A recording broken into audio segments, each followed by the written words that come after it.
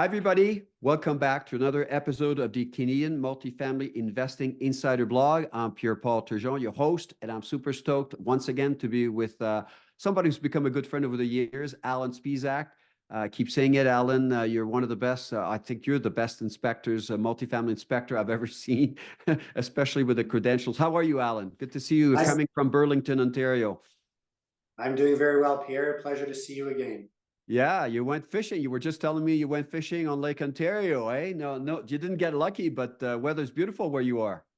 Yes, it was a little cool this morning, about 6 or 8 degrees, but in a couple of hours it went up to 16, and then by the time we got off the lake at 9:30, 10 o'clock, it was 20 degrees. Awesome, awesome. Well, Alan, let me introduce you a little bit more formally. So you're the owner of ACES Building Inspections. We're going to give your credentials, but it's www.acesinspections.ca. So pretty simple. You've had the company, you've had the name change, right? But you've had ACES for 21 years. You've been doing this for 21 years. I can't read it all. Your bio is like crazy long, but you were also the chair of the Professional Home and Property Inspectors of Canada between 2014 and 2018. You're a member of the Canadian Association of Home and Property Inspectors, CAPI. In terms of formal education, you're certified Phase 1 ESA Environmental Site Assessor. You got a Bachelor of Arts in Law, Justice, Psychology at Laurentian University. Mechanical engineering technologist at Niagara College, graduated in 1989. And the list goes on.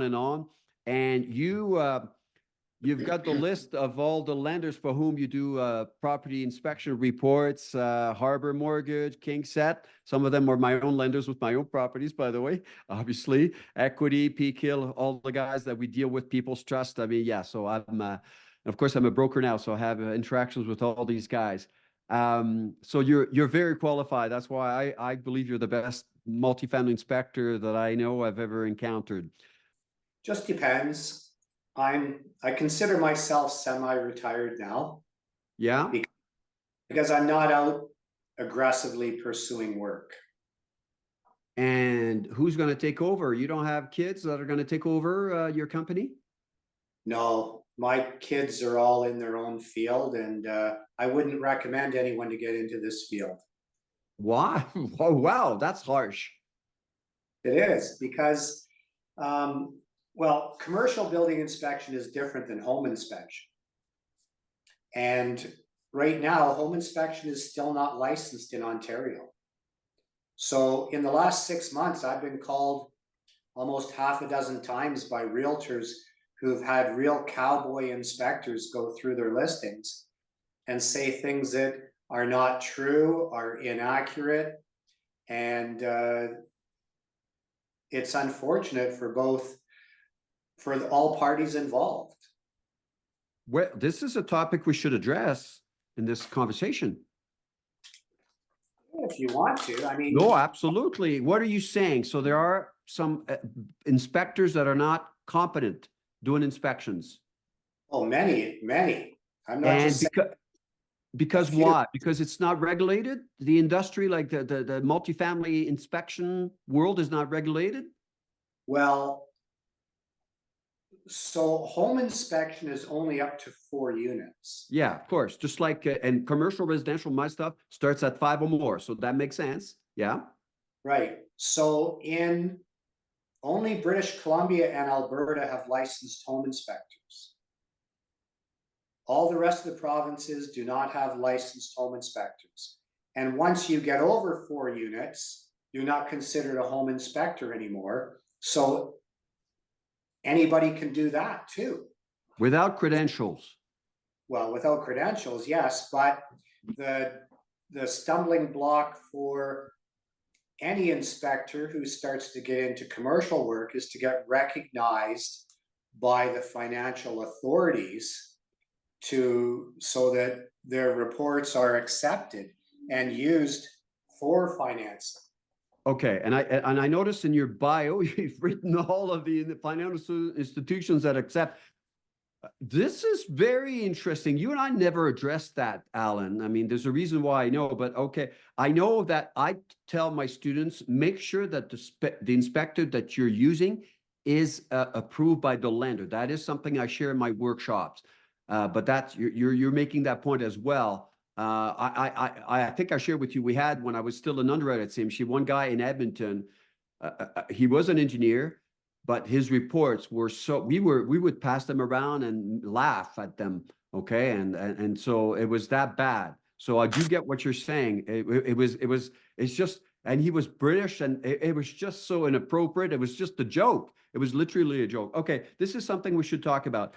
So Alan, before we started recording, you reminded me of something. So home inspectors are regulated, right? In Canada. Maybe you can tell us a little bit about that. And by home inspectors, they're for properties of 1 to 4 units, correct? Who's regulating the home inspectors? And what's the difference with what you do, which is 5 or more? And by the way, for the listeners here, multifamily, people know me as a multifamily guy. We're talking always about 5 or more units, apartments or more. But who regulates the home inspectors 1 to 4 units, Alan, in Canada, generally speaking? Well, Pierre, in Canada, there is only 2 provinces that have licensed home inspectors. That is British Columbia and Alberta. As of now, all the other provinces have not licensed their home inspectors.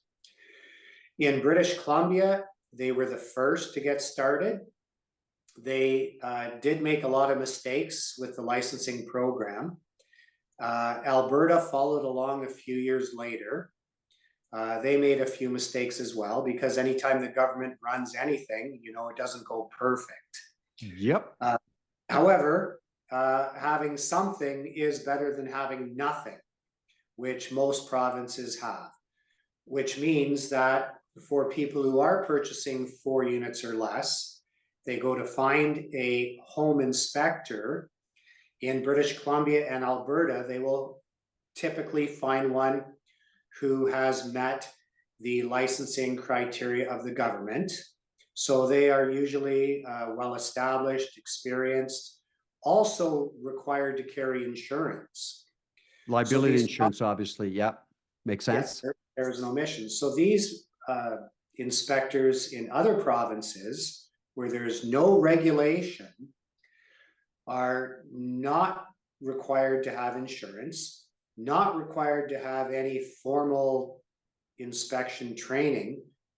So it's basically, Pierre, what I've seen in the last year is I've had realtors call me because they've had people go into their listings, inspectors, who are not qualified inspectors.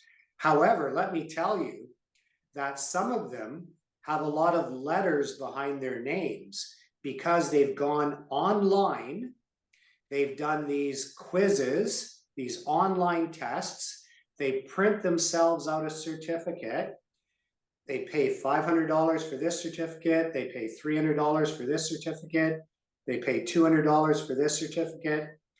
The one lady that I went to her house because the home inspector had said the basement was all wet, he incorrectly used a moisture meter on concrete block walls. Moisture meters are not meant for concrete block. They're meant for drywall, wood, and stucco. She looked up. Yeah, go ahead.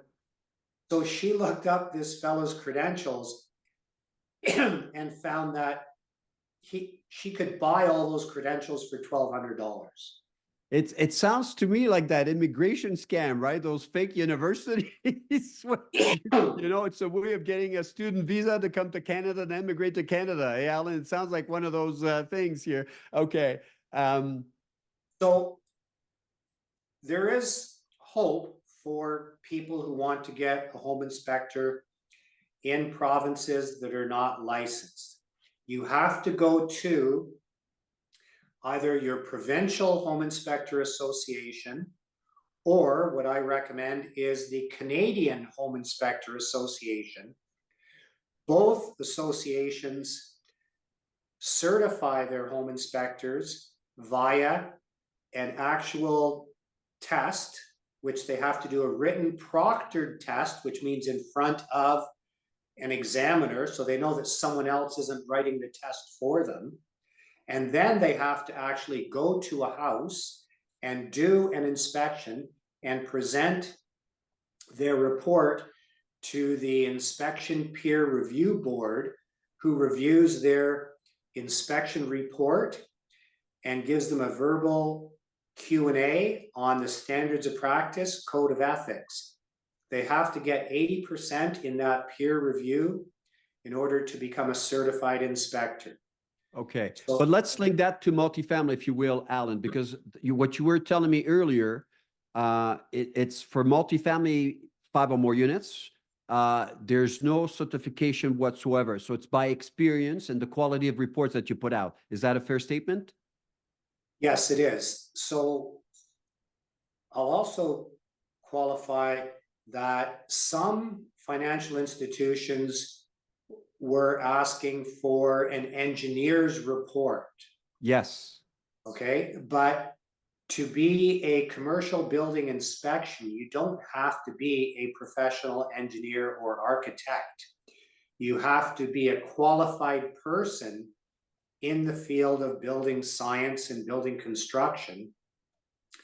And through experience and doing reports, then you become a qualified building inspector for commercial buildings. It's not something that somebody can go out, take, let's say, for instance, Carson Dunlop has a commercial building inspection course.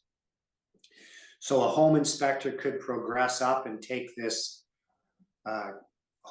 commercial building inspection course, and they'll have the knowledge of what's required in a commercial building inspection and how to do it, but they don't at that point in time have the experience of actually getting out there and doing the building inspections. Because so they would, yeah, sorry. so they would want to work with a commercial building inspector who is already experienced and recognized with many years of commercial inspections under their belt, and basically mentor with that inspector to gain the experience.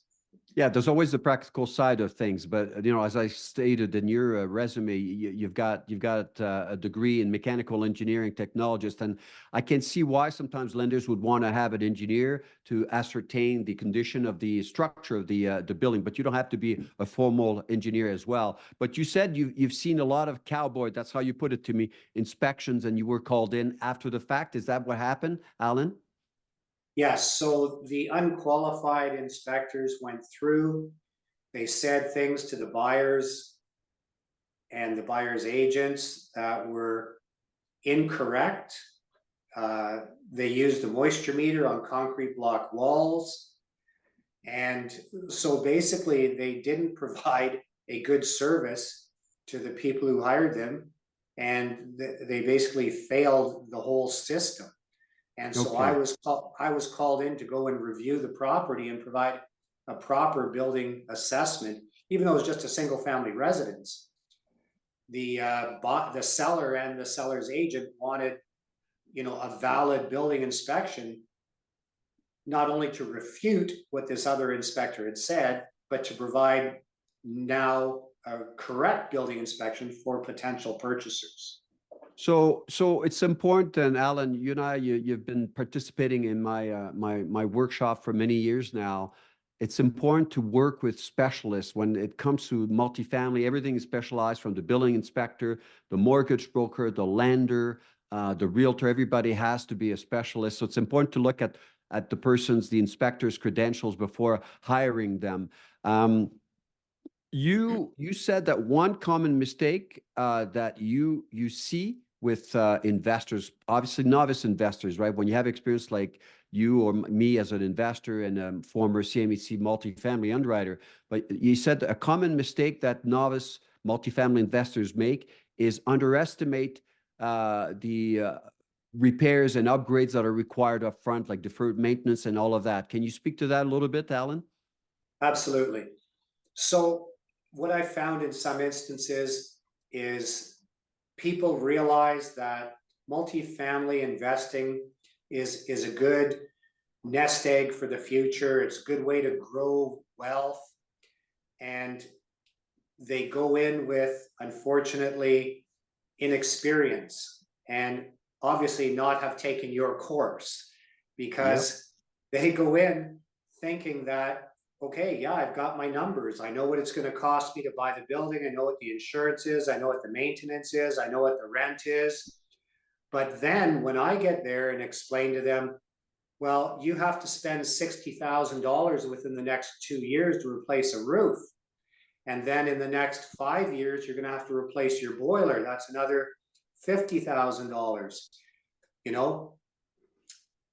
And then all of a sudden it's, well, I didn't expect I'd have to come up with, a couple $100,000 in 5 years. I thought that's how much money I would be making. So they're out of tune with, the practical aspects of owning a commercial building, multi-residential building. It's unfortunate, right, Alan? I think you're familiar with this chart that I use when I teach. And the first column in the investing process is called planning and researching.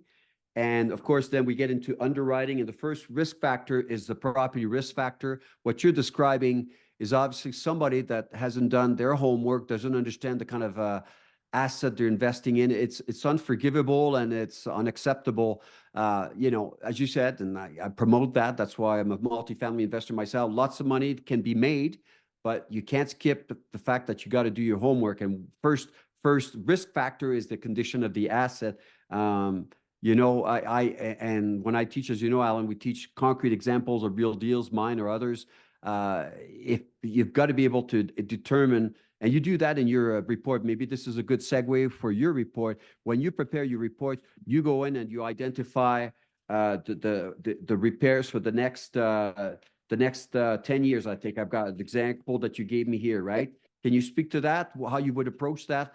Let's say somebody has an accepted offer has a property under contract. They go and look at the property. First of all, do you recommend they hire somebody like you? And you and I have spoken about that. It's one of the hacks that I teach. There's a couple of ways, Alan, and you can fill in, but you can do it two ways. I would recommend, and you say you do it for a smaller fee. You say, hey, I've got this property under contract. Alan, can I hire you to do the walkthrough with me? And then, depending on what I see, you could or not prepare a full-fledged report like that. You would accept to do that, wouldn't you? Or you still do that? Yes, yes. And actually, Pierre, I have to tell you, about a month and a half ago, I went to London, Ontario, and I did two apartment buildings side by side. They were owned by a corporation. They were very well maintained, actually. And I did the building inspection report for the fellow, and it didn't really need that much capital work. There was a few things, and I met up with the realtor a couple of weeks later, and he said to me that the deal fell through. The guy he couldn't make the numbers work for him, which, after he paid me two apartment buildings, Pierre, that was $6,000, $7,000 for two apartment buildings, right? Plus he paid for the appraisal. So he's out a whole lot of money because he didn't do his research up front, So back to the part about not being prepared. Go ahead. Could you repeat that? What you were exactly looking for? Well, so what I'm saying, and no, your example is bang on. What I'm saying when I teach this stuff, and I got another chart, right? You know me, I teach with charts. So you've got an offer, accepted offer to purchase, then you got to get some reports. One of the first reports you get is obviously a property assessment condition report. And what I'm saying to people is, if you don't like the deal, so first thing I suggest they do is do a walkthrough, right? But what I'm saying, in addition, they can bring somebody like you without saying, don't do a full report yet. Can I pay you just to do a walkthrough, right? In case the deal falls apart, they don't like what they're seeing. So they would have avoided spending the money in your example, right? At $7,000.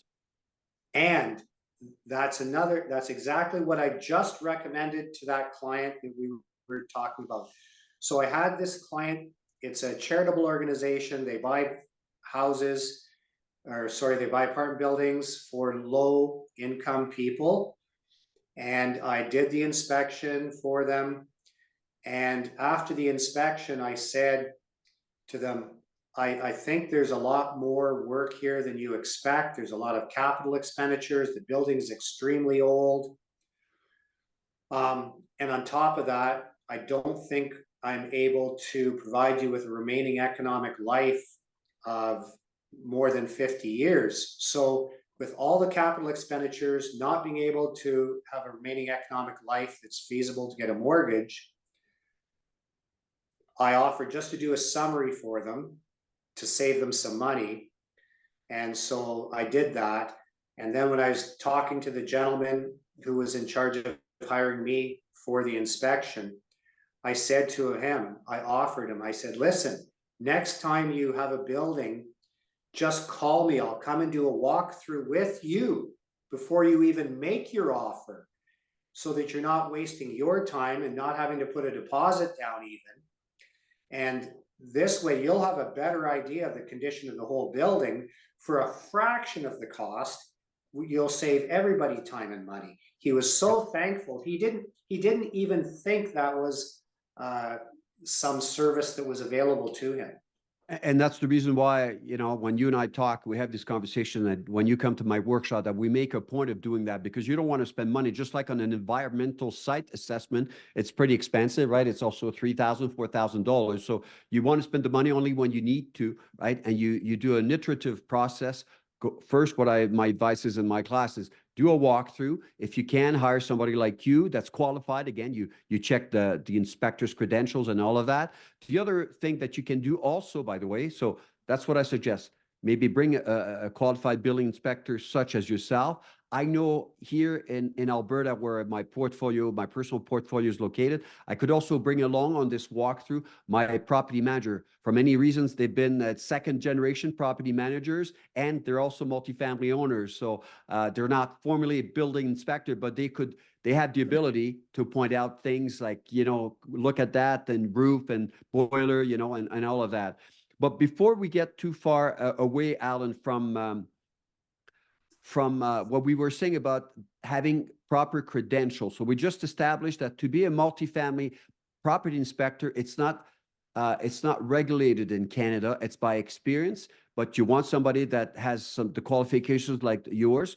And the key thing, Alan, which I also mentioned in my workshop, make sure that the building inspector is approved by your lender. That's super important. And that's why at the bottom of your resume, you put all the name. I think they're all the lenders in Canada, basically, that do approve your reports. And that is super important, you guys. This is one of those little things that I'm saying. Make sure the building inspector that you're hiring, run it by your lender to make sure that they're an approved building inspector, Alan. I think it's important before you go too far away. Yeah, so I'll just interject for a second, because I Sure. did have another client who called me because they were remortgaging their property. Yeah. And when they bought the property a year or two before, they never had a building inspection on it. So when Crazy. it came, well, that's what they did. So when they were remortgaging it, they needed a building inspection because they were refinancing with another company. So the company said to them, yes, we want an engineer's report.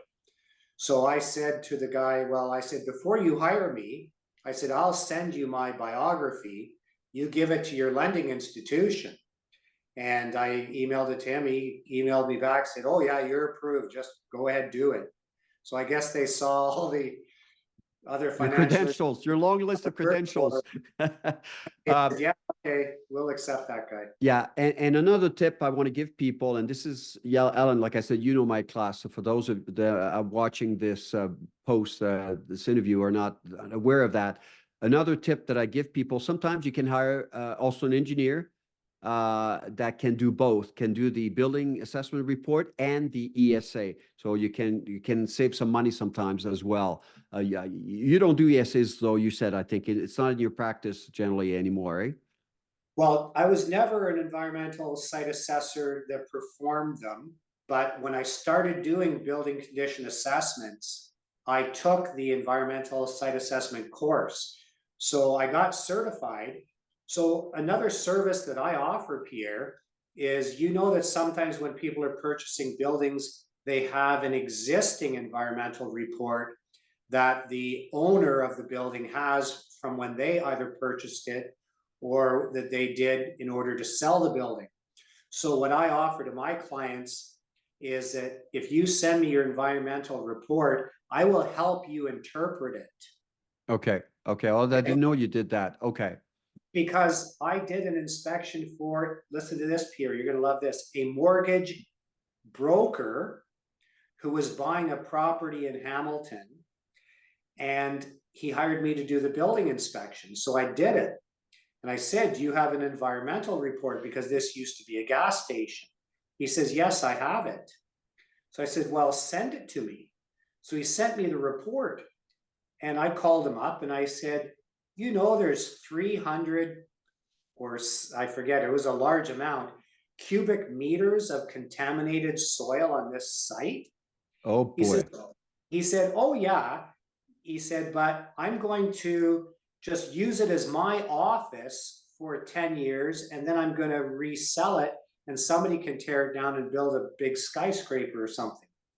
And Oh my gosh.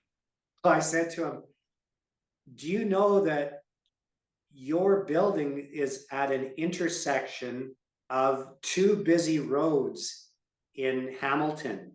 And if your contamination contaminates the other properties, you're going to be responsible to remediate the roadways plus the adjacent properties.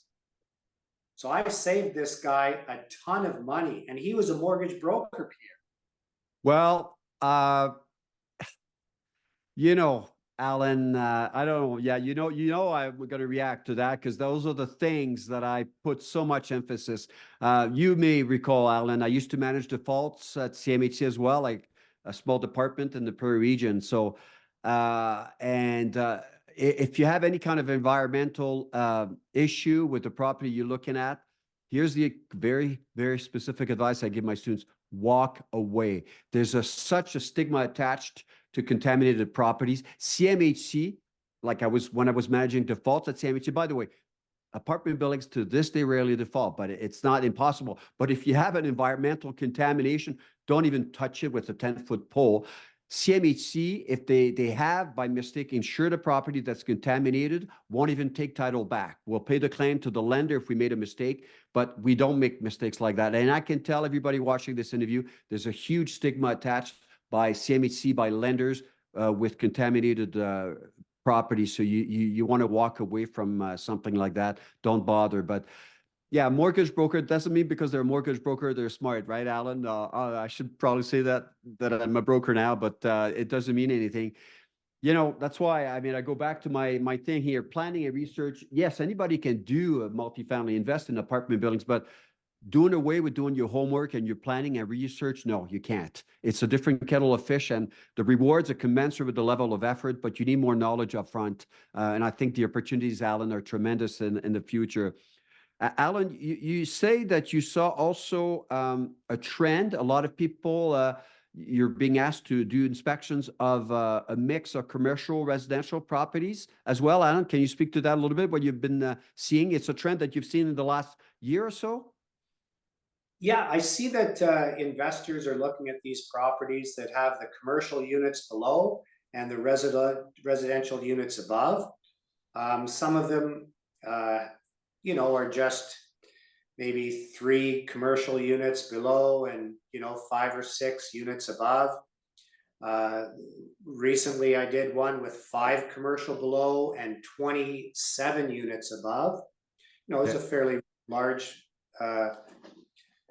large property, but they had some very good tenants. They had 2 restaurants, they had Canada Post, they had Oh, wow. a federal tenant. That's very good. They had a convenience store, and so they had very, very good tenants. And the property it was an old property, but it had been had a major renovation.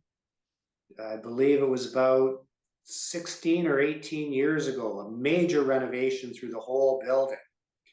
But the corporation was selling it, and the people who were purchasing were right on the ball because, at 18 years, all your HVAC has to be replaced. The roof is still good for another roughly 10 years, but they were going in and taking out all the furnaces and air conditioners and putting in heat pumps because they were getting the grants. Okay. Yeah. Do you recommend those heat pumps, Alan? They're pretty costly upfront, but do you recommend them? I mean, the federal government and are pushing for those, right? I'm still a little on the back bench about the heat pumps. From my understanding, the technology has really improved. I personally haven't seen them in action in very, very severe low temperatures yet. But as you said, the government is pushing it because it's a non-carbon based heat source. But Yeah, well, people are making money and they're getting an incentive to change out the HVAC for them, and it's making them money in the long run. yeah. So maybe in another 15 years we'll see how that made out.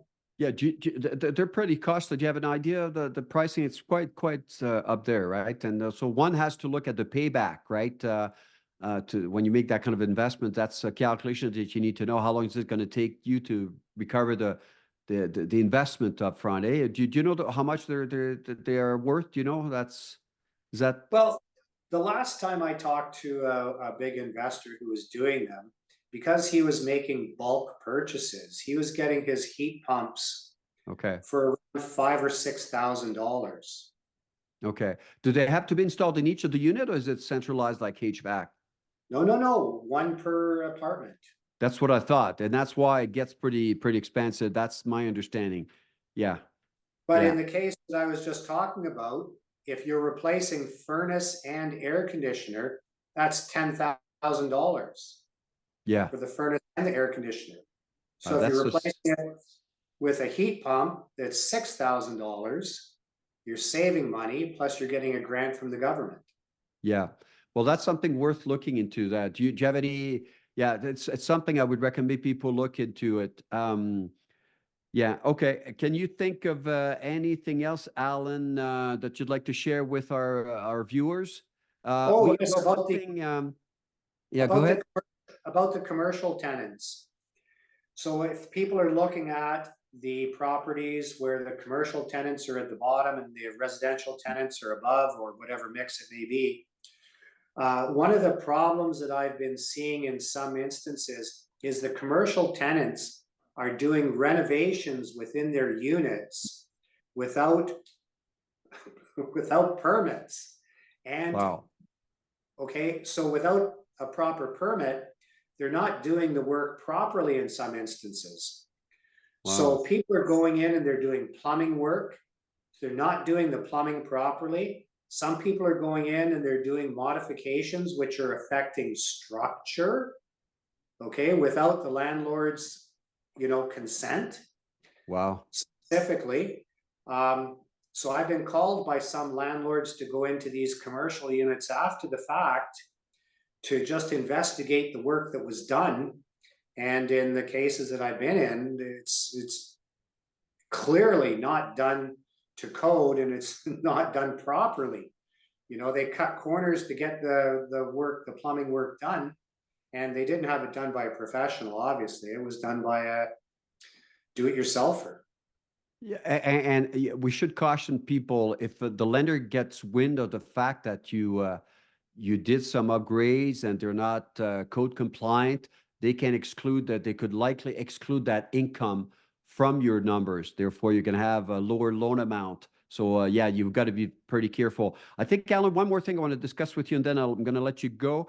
In terms of boilers, I think there's a new standard coming in effect in 2025. Are you aware of that? I know I just approved replacing a boiler for one of my apartment buildings, and we're talking $35,000.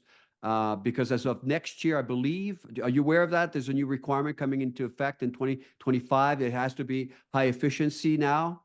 Are you aware of Okay. anything to that effect? No, I haven't heard that come down the pipes at my end yet, but that's going to be similar to what the residential people experienced in 2007-ish, where in Ontario at least, where all furnaces had to be high efficiency furnaces for residential applications. So they must be moving that over to the commercial end where all HVAC equipment, boilers have to be high efficiency. Yeah, and it's so maybe I'll do some digging on that, but I know that's the case in Alberta. So maybe it's a provincial piece of legislation, but I'll look into it. But I know that's the case out here in Alberta for sure. Well, listen, Alan, next workshop is coming up very soon, June 28th to the Yes. 30th. You're going to be joining us for a couple of hours.